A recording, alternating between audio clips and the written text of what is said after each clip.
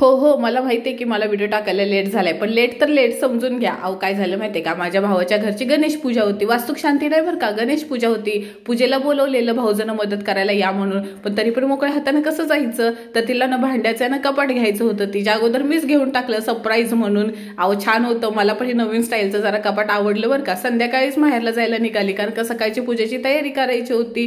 भाऊ मला नाक्यावरती न्यायला आलेला. पाट उठल्या उठल्या भाऊजनं ना छान अशी आमची देवपूजा करून घेतलेली होती. आता गणेश पूजा होती म्हणून घरातलीच आम्ही 4-5 माणसं होतं. आता हे नवीन घर बांधले ना, म्हणजे असं पूर्ण पाया वगैरे नाही घातलाय, फक्त प्लॅस्टर वगैरे स्टाईला वगैरे असं केलंय. आणि जो खाली किचन होता ना तो वर शिफ्ट केलेला आहे. पसारा सगळा पडलेला आहे. मग आज मुहूर्त चांगला होता ना म्हणून खालचीच रूम आहे ना स्वच्छ करून तीच मांडली. आता ही बघा, हे कपाट इथं लावलं, बरोबर लेवलला बसलं. भावाचं चालू होतं लाइटिंग कुठे लावायची, काय करायचं, भाऊचं पूजा मांडायचं होतं. बाकीचं पुढच्या व्हिडिओमध्ये सांगते तुम्हाला.